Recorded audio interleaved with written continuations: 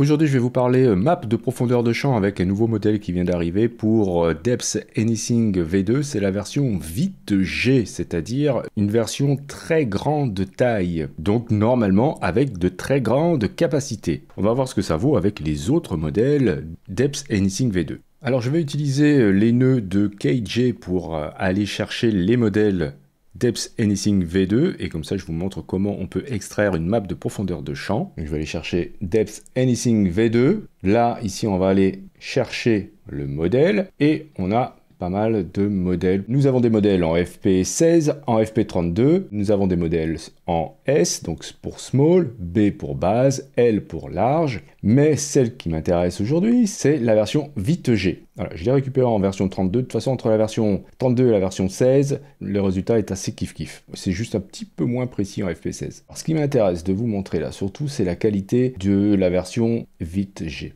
Donc là, je vais laisser en auto et bien sûr, il nous faut aller charger une image. Donc je récupère ici un load image. Alors je pourrais utiliser ça, mais je vais utiliser une image quand même un petit peu plus complexe pour faire des comparaisons. Par exemple, cet engin-là, ça c'est une image que j'avais générée avec iDream. C'est très très détaillé. Donc je relie image à image et on va juste demander à sortir en preview image pour voir la map de profondeur de champ. Donc voilà ce qu'on obtient, c'est vraiment hyper détaillé. Je vais mettre un comparatif pour voir. Image compareur de RG3, je relie l'image B à l'image et l'image A ici et on va comparer. Donc voilà, on obtient ça. Voilà, donc regardez-moi les détails comme c'est parfaitement suivi. Alors maintenant, voyons voir avec les autres modèles. Voici un tour d'horizon des 4 modèles. Donc à droite, vite S, ensuite vite B, vite L et vite G. Donc de droite à gauche, c'est du moins précis au plus précis. Et on peut bien constater rapidement, en un seul coup d'œil, que la version S a très peu de détails, même si c'est déjà pas mal. La version de base s'améliore un peu. La version L, encore mieux. Et évidemment, la version G, très très détaillée. Je vais essayer ces modèles avec Flux et avec SDXL et on aura, comme vous allez pouvoir le voir, des petites surprises. Mais je ne testerai pas la vidéo. Je ne sais pas s'il y a du flickering ou ce genre de choses. J'ai mis en place plusieurs workflows qui vont nous permettre de faire des comparaisons entre tous ces modèles. J'utilise là le modèle Flux avec un ControlNet Union. L'image que je vais injecter, c'est celle-ci. Elle est très fouillée. Et le prompt est très simple, je souhaite juste avoir une surface en bronze de type ancien avec un peu d'oxydation. Alors, on va commencer par le modèle le plus petit, la version S qui se trouve ici à droite. Donc on voit l'image avant et l'image après.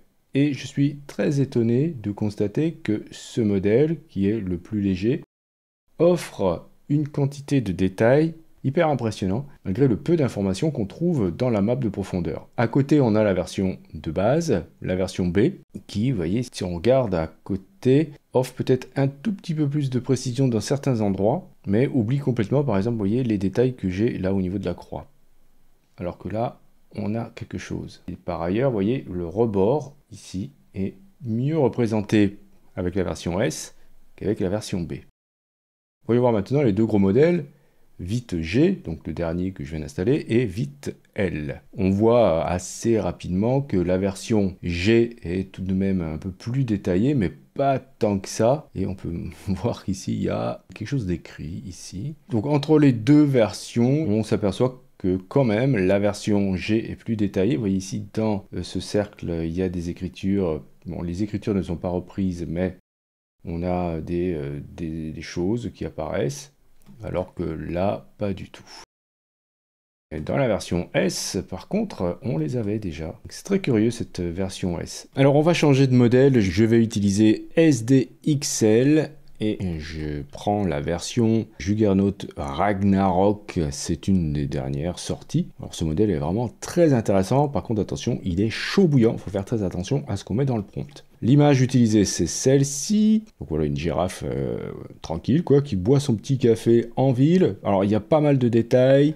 voyez, et surtout, il y a beaucoup de choses dans le fond. Alors, voyons voir comment ça va être interprété avec SDXL et surtout avec la profondeur de champ. J'indique que je veux maintenant avoir une photo en couleur. Alors, voici le résultat. Alors, on a toujours la version S à droite, la version B à gauche, et on peut s'apercevoir que la version S est intéressante, encore une fois, comparée à la version B qui est donc un petit peu plus lourde, mais on a quand même plus de détails dans le fond pour la version B que dans la version S. Alors ça, c'est vraiment de l'interprétation du modèle ensuite, hein, puisque il faut bien voir ce qui est sorti, évidemment, avec les maps de profondeur. Donc ça, c'est la version S qui est très peu détaillée. La version B, vous voyez, il y a un peu plus de détails dans le fond, donc ça va un peu plus contraindre la génération d'images. C'est pour ça qu'on a plus de détails dans le fond ici.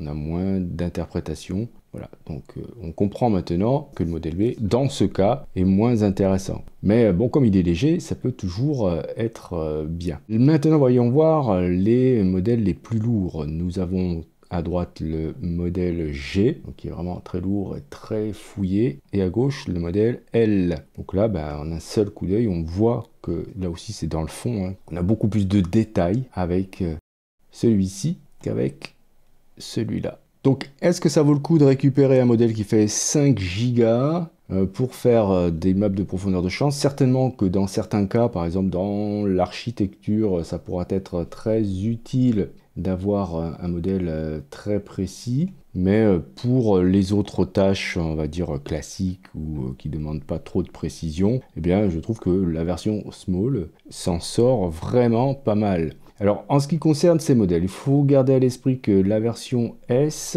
est en Apache 2. Les versions B et L, si mes souvenirs sont bons, ne sont pas en Apache 2. On ne peut pas les utiliser commercialement. Mais surprise, la version G, en tout cas celle que j'ai récupérée, est en Apache 2. Donc voilà, bonne nouvelle. Alors pour installer tout ça, il faut absolument faire la mise à jour des nœuds de KJ. Donc vous allez dans le Manager, Custom Nodes, vous allez faire une recherche sur Depth Anything V2.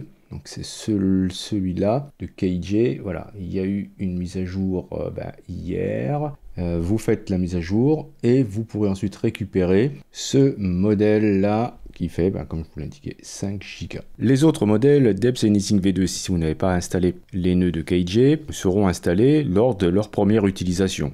Allez, un dernier exemple avec l'image que je vous ai montré au début, que j'ai générée avec iDream, qui est très détaillée. Et vous voyez, il y a de la fumée, donc je modifie le prompt en indiquant qu'il s'agit d'une machine qui est faite en bois, et j'indique qu'il y a aussi de la fumée. Avec les versions Vite S et Vite B, la fumée n'apparaît pas, ou très peu, et avec la version L, elle commence à apparaître, avec la version G, elle est très visible. Donc ça veut dire qu'il va y avoir une interprétation différente du prompt.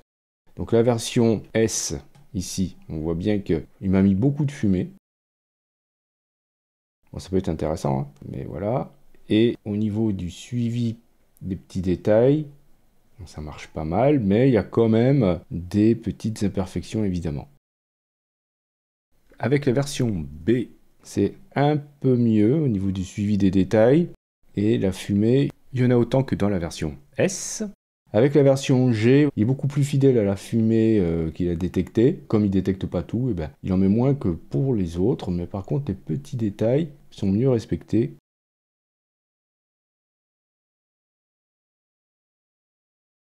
Et avec la version Vite L, là aussi il y a moins de fumée et les détails sont aussi assez intéressants.